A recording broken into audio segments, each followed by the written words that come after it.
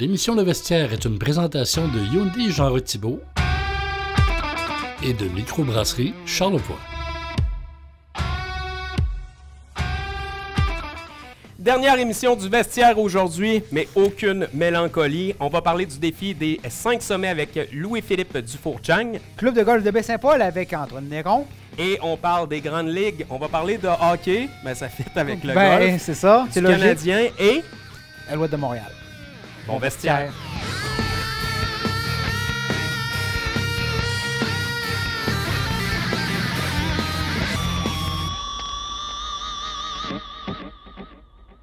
Qui dit été, dit golf, avec nous, Antoine Néron, président du conseil d'administration du Club de golf de Baie-Saint-Paul. Bonjour Antoine. Bienvenue au vestiaire. Ben oui, merci. Écoute Antoine, il y a des nouveautés à Baie-Saint-Paul au Club de golf. On va commencer par le chalet. Parle-nous un peu qu'est-ce qui a changé dans ce chalet-là. Ah, écoutez, c'est depuis quand même, depuis l'histoire de ce chalet-là, l'accueil avait toujours été dans le sous-sol, là, on peut appeler ça le sous-sol Ouais. du chalet. Fallait que tu rentres en dessous de la galerie pour rentrer, là, puis ça donnait pas l'esprit du chalet. Puis nous autres, ça faisait quelques années qu'on avait débuté certains travaux, puis on mettait ça par ordre de priorité. Puis là, cette année, pour moi, on était rendu là parce qu'on avait eu quand même beaucoup de commentaires des touristes qui trouvaient que quand on arrive au chalet, ça donnait pas la beauté. Là, en le montant au premier étage, on a une vue sur la terrasse, mais aussi on a une vue sur le parcours. Puis, c'est plus naturel. C'est plus accueillant. L'employé qui est là peut circuler alentour, parler aux gens, puis tout ça. Fait que c'était quelque chose qu'on avait quand même dans nos plans de modifier ça. Est-ce que la boutique est rendue aussi à l'étage? Tout en même temps, en faisant l'accueil, on met la boutique. Puis en bas, ce qui est l'ancienne boutique, c'est devenu le local pour les membres. OK. Ils peuvent laisser leur sac là. C'est beaucoup plus propre. Là, je veux dire, ça, plus grand aussi. Les salles de bain sont toutes là en bas. Fait que, non, je pense qu'on a développé... Puis, tu sais, une boutique comme sur le club de golf de Baie-Saint-Paul, ce qui est important, c'est d'avoir le strict nécessaire, parce qu'avec les grandes surfaces aujourd'hui, c'est plus comme avant. Avant, tu avais une boutique dans un club de golf, puis tu pouvais t'habiller, acheter tout ton linge. Maintenant, c'est mieux d'avoir une boutique plus simple avec... Pour ceux qui ont oublié des balles, des une paire de lunettes de soleil, un chandail, un T-shirt ou... pour dépanner. C'est ça. C'est un dépanneur de golf, puis en même temps, on a tout le kiosque à bière, le frigidaire à sandwich, des condiments, là, de chips, etc. Il y a plus de clients là, probablement. Hey, on parle du chalet en tant que tel. Est-ce qu'il y a eu des améliorations au niveau du terrain aussi? Bien, sur le terrain, c'est sûr que je suis obligé de parler qu'est-ce qu'on a fait l'automne passé, parce que c'est quand même, on l'a fait pour la saison de cette année. On a quand même travaillé beaucoup sur certains départs qu'on avait des problèmes avec, parce que justement, le départ était... Probablement, il était trop étroit, fait qu'on n'arrivait pas à garder une qualité de gazon, parce que le principe d'un départ, c'est qu'il faut que tu t'habitues à changer tes terres pour que les falions, pour qu'on puisse savoir ce qu'on s'en va. Puis il y avait surtout le départ numéro 6, là, qu'on a fait des gros travaux. Là. Il a été rehaussé, il a été tout refait. On a fait un quai de pierre en avant, puis on l'a élargi. Là, il est fantastique. Là, il va tout changer la dynamique. Le trou numéro 13 aussi, on a réussi à tasser le départ pour que quand les gens frappent, ils vont être en ligne droite, ils vont voir le vert. Tandis qu'avant, on était tout le temps à côté. Tu y allais au feeling. Oui, c'était tout le temps. Il fallait que tu slices quasiment, pour avoir une belle balle. C'est ça. Si tu étais droite, elle allait dans la rivière. Fait que ça, c'était au niveau du terrain, c'était des améliorations importantes. On a aussi travaillé on a encore fait un peu d'asphaltage sur... certains chemins qui étaient quand même problématiques. Là. Ça, M. Néron, on ne se fera pas de cachette, c'était comme un incontournable. Là, juste pour améliorer un peu l'expérience client, c'est un plus. Je regarde juste la poussière de pierre qu'on a étendue là, un peu partout. Là. C'est juste la couleur du voir un beau sentier en poussière de pierre, là, tout gris foncé. Là. Les gens trouvaient ça fantastique, puis ça te donne un standard. Là, ça a plus l'air d'un vrai sentier. C'est ça, c'est agréable. Est-ce que les inondations qu'on a eues au début du mois de mai, ça a fait des dommages ou des gros dommages au club de golf ou pas vraiment? Bien, ce qui est arrivé, c'est que le problème qu'on a, nous autres, au club de golf, c'est que les premiers ponceaux qui existent sur le ruisseau, mettons le ruisseau Michel ou l'autre ruisseau, la première fois que la crue d'eau rencontre un ponceau, c'est sur le golf. Fait que tout le dégât que la pluie avait ramassé depuis le haut, c'est arrivé sur les deux endroits. Il y a deux rivières qui circulent sur le golf. Les deux endroits qui ont frappé les premiers ponceaux, ils ont tout arraché. Parce que le ponceau, c'est bouché. Puis à ce moment-là, la rivière, elle passe par-dessus. L'eau, elle voulait passer quand même. Les ponceaux qu'on a trouvés, là, des tuyaux ça n'avait pas de bon sens. 100 pieds en avant. Fait que ça a été de l'enrochement. Beaucoup de travaux quand même très dispendieux qu'on a dû faire.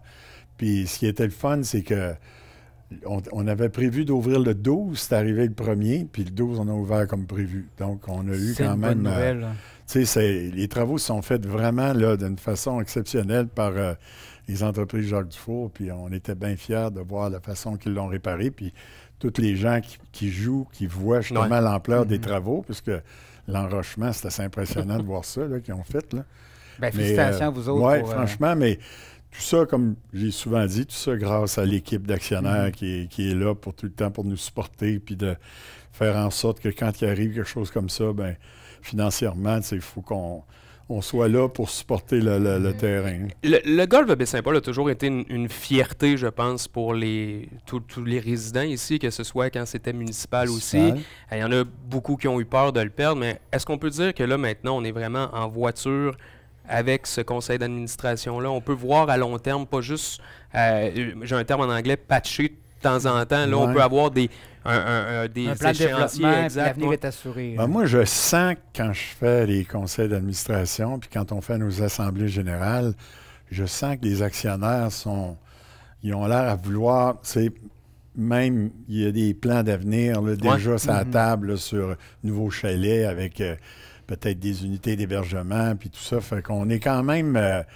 on est quand même assis avec une gang d'actionnaires qui ont déjà leur entreprise. En plus. Puis qu'eux autres, dans le fond, c'est la fierté d'être partenaire dans ce projet-là qui font en sorte qu'on peut s'assurer que le terrain de golf va rester toujours un fleuron de Baie-Saint-Paul. Puis le mot Baie-Saint-Paul, pour moi, c'est pour ça qu'on a changé de nom. Oui. On l'a appelé Golf Baie-Saint-Paul parce que moi, la notoriété de Baie-Saint-Paul, j'y crois. C'était y redonner ses lettres de noblesse aussi en même temps. C'est un peu... Je suis un peu mal placé pour dire ça. L'hôtel Baie-Saint-Paul. Mais ça, j'ai fait ça en 96. Hein, j'ai changé le nom de l'hôtel, puis je n'avais jamais pensé que dans le futur, ça serait quelque chose d'aussi intéressant comme au niveau marketing. Ou que ça aurait pu avoir un impact. Ça s'appelait dans le temps Motel du Golf, mais moi, je venais de l'hôtellerie. Fait que, pour moi, c'était un hôtel.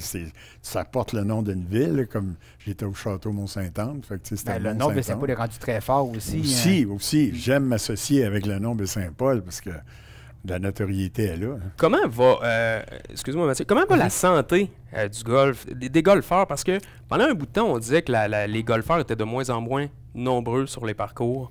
Est-ce que vous le sentez de votre côté ou non? On dirait qu'il y a peut-être une recrudescence de ce côté-là. Bien, ça s'est passé pendant la pandémie. Pendant la pandémie, c'était vraiment quasiment le seul sport qui était accessible. Puis on dirait qu'il y a eu il y a eu comme une espèce d'engouement pour le golf. On l'entendait par les boutiques de sport comme Golf Town à Québec qui nous disaient hey, on vend des équipements à des jeunes de 35-45. C'est encore jeune. C'est ça. On rentre encore. Puis c'était pas une clientèle de golf du tout. Là. Puis il faut pas oublier que c'est pas juste, c'est hommes et femmes. Là, c'est les deux. Là. Puis suite à ça, ces gens-là sont mis à jouer au golf. Puis même les enfants aussi, avec notre programme avec les juniors. C'est sûr qu'on n'a pas le bassin de population, mais nous autres, sur quoi il faut travailler beaucoup, c'est un golf touristique quand même. Il ne faut pas se faire de peur. Là, on n'a même pas 100 membres. Là. Fait que, c'est pas, les terrains en ville, c'est 400 membres. Là. Nous autres, c'est pas ça. Il faut travailler sur la clientèle touristique. Fait que notre accent est de miser sur le manoir Richelieu pour que les gens, quand ils viennent dans Charlevoix, ils jouent les deux terrains. Puis, Manoir, on sait qu'il tire très fort parce qu'il y a une notoriété quand même plus que provinciale. Puis, l'autre dossier qu'on travaille fort aussi, c'est Club Med. On essaie aussi de faire en sorte que le Club Med devienne un partenaire aussi le Germain, les hôteliers. C'est prometteur, ce volet-là? Y a-t-il une ouverture? Écoute, il y a 600 personnes à 800 personnes dans cet hôtel-là l'été. Là. Si on n'est pas capable de tirer du monde, là, ça. Moi, je donne ma langue au chat, l'expression comme on dit, mais ce qui a été difficile, c'est de parler aux bonnes personnes. Là, maintenant, j'ai réussi, grâce à certains contacts, d'avoir sur le site Internet, l'activité golf est inscrite. Okay. J'ai même une photo de notre terrain de golf qui est là. C'est la première étape. Comme on dit. Hein. Puis tout le projet immobilier aussi du massif. Écoute, il va y avoir d'hébergement tantôt, il y a un potentiel de 1200 il va y avoir des activités pour ceux qui viennent aussi. Ça restera toujours une activité, parce qu'il va toujours y avoir des golfeurs qui vont dire hey, on s'en va au chalet en fin de semaine, on va emmener nos sacs de golf, on va jouer une petite game à Baie-Saint-Paul. Puis c'est pour ça que le terrain, il faut qu'il soit en bon état. Ouais. Puis le système d'irrigation, c'est le nerf de la guerre. J'ai toujours dit c'est comme un centre de ski, pas de neige artificielle. C'est le système d'irrigation, là, c'est... L'image est bonne. On le voit, là, tu sais, il y a eu une sécheresse là, dernièrement, puis le terrain, il est vert encore. Là, Puis aussi le champ de pratique qui s'en vient aussi, qui est en construction actuellement. Là, ça, c'est l'autre projet là, sur lequel on n'a pas la capacité d'avoir un champ de pratique parce que la longueur est... On se rappelle de l'installation qu'il y avait là avant. C'était comme pas vraiment... C'est dangereux. C'était dangereux. Ce qu'on essaie de faire présentement, moi, j'appelle ça une zone de réchauffement. C'est que tu peux frapper à peu près à 30 verges d'un mur, d'un filet de 45 pieds de haut par 45 pieds de large. On va réussir à le manquer quand même, là. Ouais. Mais il y a une option. C'est ça. Fait que je vais avoir 4 emplacements sur 2 filets de 45 pieds. Fait que ces 4 emplacements-là, ça peut être aussi pour le foursome qui part. Avant d'aller jouer, ils peuvent aller se réchauffer. Les 4, ils transfèrent au départ. Mais tout ça est basé aussi sur un plan d'aménagement qui, éventuellement, avec l'intégration d'un nouveau chalet, avec des unités d'hébergement, puis tout ça, éventuellement, ça va devenir... Il va y avoir un potting de pratique, une place pour chipper. On s'en va vers ça, là, tranquillement. Monsieur Néron, merci d'avoir pris le temps de nous parler de la santé du club de golf de Baie-Saint-Paul. C'est vraiment prometteur. On voit qu'il y a un bel avenir qui s'en vient. On espère que tous ceux qui ne sont pas allés depuis 5 ans, qui vont refaire un tour, ils vont faire le saut. C'est vraiment beau. Félicitations à vous, mais à tout votre conseil d'administration. Bravo, puis c'est sûr qu'on va se croiser sur les verres. Bravo à mes employés, parce que on sait ce que c'est. Hein, aujourd'hui, trouver de la main-d'œuvre efficace, là, j'ai vraiment une équipe assez extraordinaire qui travaille avec nous autres. Puis, merci, puis on les félicite, c'est sûr. Merci, M. Néron. Merci, au revoir.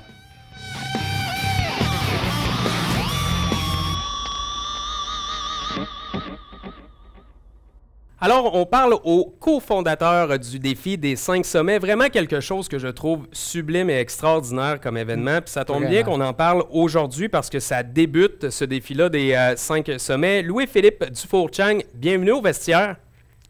Merci, je suis très content d'être avec vous là, en virtuel. Écoute, on parle du défi des 5 sommets. C'est la 7e édition du défi. Et je peux dire que vous avez vraiment réussi votre coup parce que pas plus tard qu'en fin de semaine, on a vu que ça des gens qui ont fait 2, peut-être même dans le week-end, des défis. Je pense que vous avez vraiment beaucoup de monde qui participe. Ça fait même pas une semaine que c'est commencé. Exact. Oui, on a été assez surpris. Là. Ça a été un bon départ. La température était là aussi. Là. On est quand même assez présent sur les différents groupes de randonnée sur les réseaux sociaux. Les gens sont contents. Les gens ont fait un départ.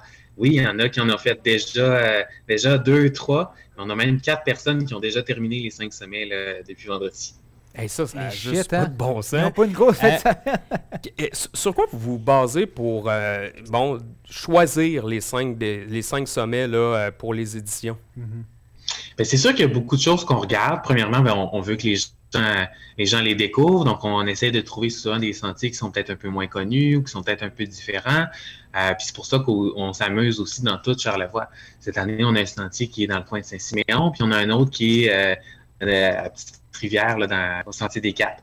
Donc, on va vraiment dans pas à Petite-Rivière, à Saint-Dié-des-Quatre. Donc, on va vraiment un peu partout. On regarde aussi différentes choses. Il faut que le sentier soit praticable, il faut qu'il soit bien balisé, il faut que le stationnement convienne aussi. On ne veut pas qu'il y ait de débordement. Il faut que le type de sol aussi soit correct parce qu'on ne veut pas que l'affluence du défi des 5 sommets cause des bris aux différents sentiers. Donc, on fait un mélange de tout ça. Il faut que ça soit un défi aussi. Il ne faut pas que ça soit trop facile. Donc, on fait un petit mélange de ça, là, puis on travaille fort là, pour trouver les 5 sommets à chaque année. Puis comment ça fonctionne? Comment les gens doivent s'inscrire sur le site web, ils envoient des photos? Comment? Puis c'est quoi, individuel ou en équipe, je crois? L'inscription est individuelle, mais évidemment, c'est toujours plus le fun là, de randonner à plusieurs. En tout cas, pour ma part, moi, j'aime ça avoir mais les gens s'inscrivent individuellement sur notre site Internet. Il y a une partie de l'inscription qui est gratuite. Les gens peuvent s'inscrire gratuitement. Ils font les 5 sommets classiques. Puis, on a une option aussi où ce que les gens peuvent participer puis avoir l'information sur un 6e sommet à la fin, le Mont Mystère. Ça leur donne accès à des rabais, à des avantages aussi. Puis ensuite, à chaque sommet qu'ils font, ils se mettent sur la photo sur notre site Internet là, via un petit formulaire. Puis à la fin, une fois qu'ils ont terminé, ils reçoivent le petit certificat qui prouve qu'ils ont bien complété les 5 sommets, puis ils peuvent participer là, pour gagner les différents prix. Justement, parle-nous un peu du Mont Mystère. C'est une nouveauté cette année? Le Mont Mystère existe quand même depuis la 2e édition du défi des 5 sommets. Donc avant, les gens, ils faisaient les 5 sommets. Une fois qu'ils avaient terminé, il y avait l'information sur un 6e sommet. Depuis l'an passé, on a ajouté un petit challenge de plus. Là, on trouvait que 5 sommets, c'était pas suffisant. Ouais. On a ajouté un challenge mental en rajoutant une énigme sur chacun des sommets. Puis une fois que les gens ont terminé, là, ils doivent répondre aux énigmes. Puis là, ils ont accès à un sixième sommet, le sommet mystère. Puis sur ce sommet-là, ils ont accès au dénouement de l'énigme. Cette année, en parcourant les différentes énigmes, il faut qu'ils prouvent qu'ils sont aptes à rejoindre l'ordre des montagnes, qui contrôle les différentes montagnes du Québec. Puis c'est en faisant la 6e montagne là, qu'ils ont peut-être la chance justement de devenir membre de cet ordre secret. Là. Il y a Père Fouras qui s'attend au sommet. Oui, c'est ça. Prochain step, c'est Fort Boyard. Louis-Philippe, on parle beaucoup. Je crois que vous avez d'ailleurs gagné l'attractif là, à la Chambre de commerce Charlevoix reconnaît. Je veux qu'on en parle de ce volet-là parce que c'est quand même très, très bon pour le commerce local ou l'économie locale, je devrais dire. Il y a beaucoup de monde qui vient de l'extérieur. Là. Ça participe autant de Québec, Montréal et même les environs que les Charlevoisiens. Là. Oui, en fait, c'est une très grande majorité de notre clientèle qui est à l'extérieur de la région. Je vous dirais une grosse majorité de Québec, Lévis.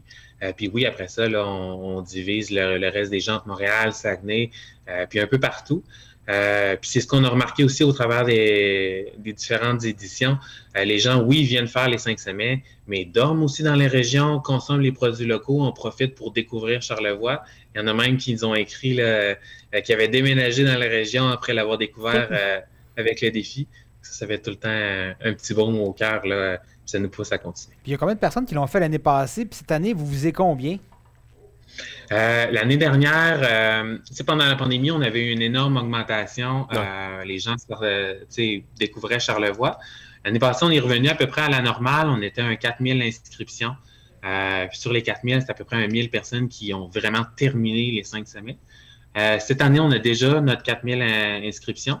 On n'a pas vraiment d'objectif particulier parce que on est déjà content des chiffres qu'on a. On se laisse un peu porter par ça, puis tant que ça fonctionne, on continue.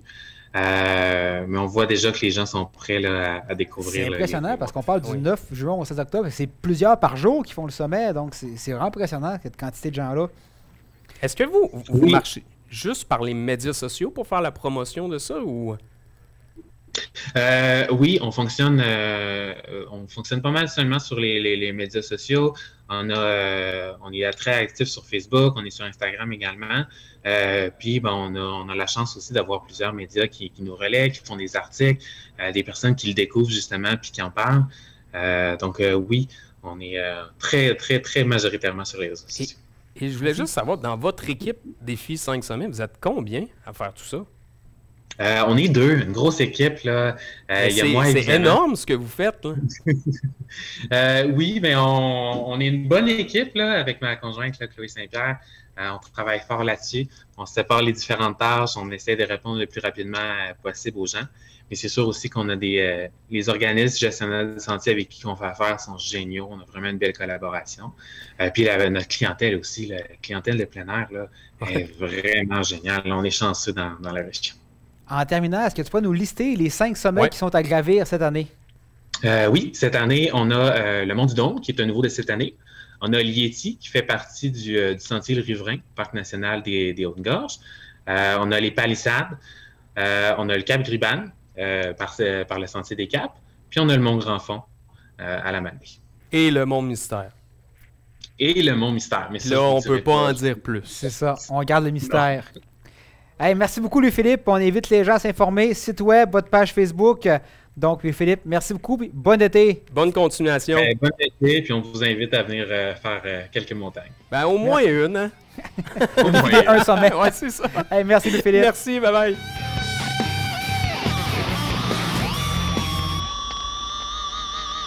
Nous y sommes enfin, le segment Ligue majeure. Tant attendu. Là où on a l'air un peu épais. c'est nos on ne cherche pas de formule gagnante. Ben, on a suivi la tendance, Mathieu, pour nos prédictions. En fait, pas tant. On voulait que les Panthers remportent, mais finalement, Vegas est en train de jouer dans la tête des Panthers, je pense. Ils sont surprenants à Vegas. Ils jouent tellement bien. Il n'y a pas d'autres mots. Ben... Oui, mais en fait, je trouve que c'est les Panthers qui font exactement ce qu'il ne faut pas faire en série. Puis peut-être encore plus pendant une finale, c'est de... Après le sifflet, arrête. Ouais, dans les 2 premiers matchs, c'était terrible indiscipline. Mais moi, une chose que je remarque, c'est que les Panthers ne sont pas capables de se rendre au filet de Hill. Ils sont pas capables de tirer. Il y a énormément de tirs bloqués. Défensivement, les Vegas jouent comme le Canadien jouait lorsqu'ils sont rendus en finale. Tu sais, hermétique. En équipe. Rien de spectaculaire en équipe. C'est des gars assez costauds qui sont capables d'avoir une présence en avant du filet. Ils ont carrément neutralisé Matthew Tkachuk depuis... Ouais, ben là, lui, dans quelques semaines, on va apprendre qu'il y a quelque chose. Là. Ah, ils ont probablement quelque chose. Là. Non, mais tu sais, lui, c'est sûr que d'un, je comprends même pas pourquoi il est revenu après sa mise en échec. Tu sais, quand il s'est relevé, il est tombé. Puis il y en a eu, là, je veux juste souligner au passage, tu sais, je suis souvent en désaccord avec Guillaume Latendresse, mais ce coup-là, il avait raison. Le joueur, s'il dit qu'il va jouer, il va jouer. Les médecins vont faire, je suis payé par l'organisation. Fait que, tu sais, il veut jouer, va jouer, mon homme. Il faut protéger les joueurs. Mais en même temps, c'est sûr que ça va avoir un impact à très long terme. Peut-être pas l'année prochaine, mais on va le voir. Mais après une commotion, une deuxième. Là, on va voir qu'il va commencer à ralentir pas mal. Puis c'est pas mal le joueur franchise, là, si on veut, ou la nouvelle image. Ben oui. Puis l'autre chose aussi, il y a Bobrovski. Quand il arrête tout... Ça va très bien. Les Panthers vont gagner. Il peut même garder les buts de dos, puis ça va marcher. Mais là, présentement, il en arrache. Sa défensive laisse tout passer. Puis ça donne ce que ça donne. Mais jamais j'aurais pu prédire ou croire qu'après le parcours des Panthers, ils ont quand même Ils ont été tellement surprenants. Puis là, ils sont éteints. On les sent éteints. Fatigués peut-être. Peut-être. Parce que même défensivement, on dirait qu'ils vont faire 2 bons jeux, ou 3 bons jeux. Puis quand ils en font un mauvais, ils en font un vraiment mauvais. Oui, puis après ça, c'est là qu'on rentre dans l'indiscipline qui leur coûte tellement cher. Leur a facilement coûté 2 matchs. C'est pas du hockey fluide. Non. T'sais, on regarde, c'est saccadé. Ils ont de la misère à prendre le rythme versus Vegas qui joue une trappe offensive. Je sais pas si ça peut se dire comme ça. On comprend un peu l'image, mais est-ce que ça veut dire que maintenant, là, présentement, tu estimes que ça se finit en 5? Écoute, actuellement, c'est 3-1. J'en comprends qu'il y a de fortes chances en 5 ou 6. Tu sais que ça vaut plus rien aux prédictions. Rendu là, on n'a plus de fierté de toute façon. C'est fini. On va dire que, oui, Vegas devrait gagner en 5. Toi, qu'est-ce que t'en penses? Vegas en 6. Je peux pas croire qu'ils n'auront pas un petit électrochoc un petit regain qui va durer un match. Puis après ça, là, on va voir qu'ils sont fatigués et ils n'ont plus rien à les jambes. Mais ça serait quand même assez agréable que ça se gagne à Vegas. Vegas va vouloir gagner à la maison. On va parler de ton joueur préféré. Tu me prends-tu pour Maxime? C'est tous ses joueurs préférés. Non, mais écoute, ton joueur préféré, c'est quand même... Semaine de rêve pour Maxime Jodoin, Cole Caulfield qui a signé. Écoute, les fans se peuvent plus. Effectivement. On pense déjà à la Coupe l'année prochaine. Pour vrai, là, c'est la saison que j'adore, où tous les joueurs qui sont autonomes vont à Montréal. C'est le moment où tous les joueurs, peu importe c'est qui, Connor Montréal, ils vont tous à Montréal, mais là, on sait que... Premier choix overall contre Joel Edmondson.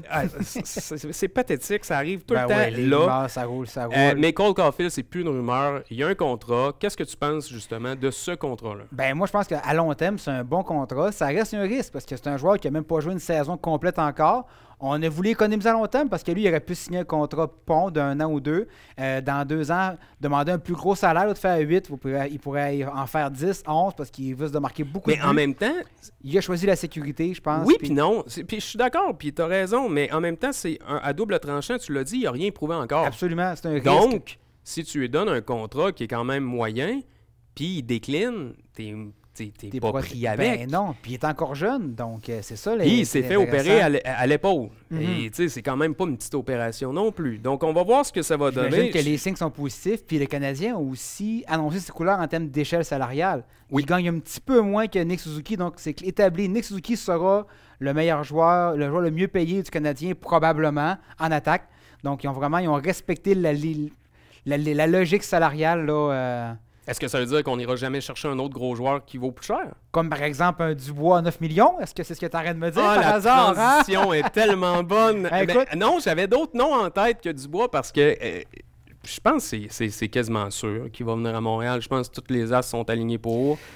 Ben, en fait, il y aurait peut-être d'autres options comme Détroit ou New York, par exemple, mais je pense que lui, il veut jouer à Montréal. Quand l'agent s'en mêle en disant « Moi, je peux faciliter une transaction, donc négocier avec l'équipe avant que la transaction se fasse », je pense que là, les carottes commencent à être cuites avec Winnipeg, on sait qu'ils n'auront absolument rien si on fait pas ça. Ils vont le perdre anyway. Donc, c'est la chance de le garder. Pierre-Luc Dubois, sans être mon préféré, c'est un joueur qui a accepté de venir jouer au Canada. Qui n'a pas peur de la pression, en tout cas, je pense pas. Je pense qu'il en veut. Oui, puis je pense que ça pourrait l'aider dans sa carrière. Fait que, tu sais, si on a un Québécois qui a de l'allure à Montréal, ça peut donner quand même quelque chose d'intéressant. Mais je pense qu'aussi, avec tout ce qu'il va avoir en rachat de contrats, parce que là, on n'a pas le choix, le Canadien est pris avec... Il n'a pas tant d'argent, il y a des vieux contrats, il y a des contrats qui coûtent trop cher. Donc, il y aura un gros ménage à faire avant la date, là, justement, du repêchage. Mais par la suite... devra accepter la logique salariale du Canadien, puis... Tu penses que ça serait quoi, un 4 ans, mettons, 6? Ah, ça risque d'être plus que 4 ans, d'après moi. Ça va être minimum 7-8 ans, d'après moi. Je pense qu'ils vont aller au maximum. À 7,42? Peut-être, mais... Écoute, si c'est une formule qui marche, je pense que ça va être copié dans les équipes. Ben absolument. Mais il ne faut pas oublier que le plafond salarial va augmenter aussi. Donc, il va y avoir une marge de manœuvre qui va s'ouvrir. Mais peut-être que Dubois peut être le meilleur joueur aussi du Canadien. Donc, il ne faut pas oublier cette option-là. Pour ton info et tous les fans à la maison, selon ChatGPT, Montréal va gagner la Coupe en 2029. Écoute, si l'intelligence artificielle le dit... l'intelligence artificielle le dit... Elle est sûrement plus meilleure que l'intelligence le vestiaire. En tout cas, à date, il y a des preuves à faire. Il y a des preuves à faire. Hey, Mathieu, on parle de football. C'est commencé, les Alouettes. Je suis impressionné par deux choses. La direction des Alouettes qui ont enfin décidé de mettre un peu plus d'argent sur le côté plaisir. Enfin. Et là, je te parle pas juste du foot, là. Tu sais, d'avoir Orly des Peace, un spectacle de la mi-temps, à un billet qui coûte quoi? 30, 35, 40? C'est l'expérience football qui je pense que c'est ce qui manquait. Puis qu'on aime ou qu'on n'aime pas, Pierre-Carl, ou l'organisation de Québécois, c'est pas grave. Ils le font, puis si ça peut marcher, tant mieux. Il y a des choses, il y a la sensibilité d'être ici, puis il y a d'autres, il a connu du succès en sport amateur aussi avec dans la LHJMQ. Donc, il faut lui donner ça vraiment. Là, il a amené, je pense, un côté... c'est un cas d'ici, un côté nationaliste, on ne se cachera pas, il y a beaucoup de Québécois dans l'équipe. Je ne sais pas si sa présence a un lien, mais il y a un DG québécois aussi qui est un autre... ça fait longtemps qu'on n'a pas vu une direction comme ça, une volonté que l'équipe reste, que l'équipe performe. Absolument. Maintenant, là, on va parler de l'équipe sur le terrain. Écoute, il y a 3 facettes. Je te lance ta balle en premier. Qu'est-ce que tu penses de l'attaque? L'attaque a tout à prouver, mais l'attaque manque de ressources. Visiblement. C'est ce qui est arrivé. Puis, veux pas, c'est peut-être pas l'organisation, c'est tout le doute qui entourait l'équipe. Il y a des joueurs qui ont dit « Moi, je reste pas ici, le bateau coule. » Tu as perdu ils ont perdu le meilleur receveur de la Ligue, Gino Lewis, qui est Siken Manson. Tu as amené un nouveau corps. Moi, je pense que Fajardo, c'est une amélioration comparativement à Harris. Plus mobile, plus surprenant. Mais ils ont des preuves à faire. Mais il manque de cibles. On l'a vu dans les matchs. Il cherchait des cibles. Il y a Mac qui a eu quelques réceptions, mais on le voyait chercher ses cibles. Il y a eu beaucoup de sacs à cause de ça. La ligne, c'est un mélange explosif parce que la ligne à l'attaque a perdu son centre régulier, Jamison. Aussi. Donc la ligne a un peu de difficulté. Ça veut dire que l'attaque au sol ne s'est pas... ne s'est pas imposé comme elle devrait, c'est ça. Donc, le défi, comme tu dis, va être là à l'attaque. Écoute, c'est tout pour notre segment des sports majeurs, mais c'est notre dernière, Mathieu. Absolument. Et on a évidemment des remerciements à vous faire parce que ça a été encore une saison complètement folle. Absolument. Pas de pandémie. Que du sport. Exactement. Dans le plaisir. Je veux remercier, en mon nom, au nom de Mathieu, toute l'équipe, tous les invités qui sont venus sur notre plateau, même ceux qui étaient sur Zoom. Ce fut très, très apprécié. On n'a jamais eu de refus. Tout le monde avait hâte de venir nous voir, puis tout le monde en a entendu parler. Alors, merci aux invités. Mathieu, je te laisse écoute, poursuivre. l'équipe de TVCO, Eric, Nelly, Émilie, Norm de Storm, Martin, qui ont été là pour nous. Émilie qui nous a géré durant la saison. Ouais, c'est vrai. Ça, en soi, c'est un sport local. Ouais. On va remercier aussi nos commanditaires Microbrasserie Charlevoix, Hyundai, Jean-Roch Thibault. Merci beaucoup. Et bien sûr... Les téléspectateurs, oui. merci à vous d'être là. Parce que, sérieusement, je sais pas pour toi, mais moi, je m'en fais parler beaucoup. Puis je dis pas ça pour être cute, oui, là. C'est vrai que je m'en fais parler c'est rendu beaucoup. que je paye plus rien. C'est vraiment le fun. Alors, ouais, merci. Effectivement. Merci à la maison. Alors, et en terminant, Mathieu, Phil, merci. Bon été, Mathieu. Bon été. À l'an prochain, mon cher. Yes.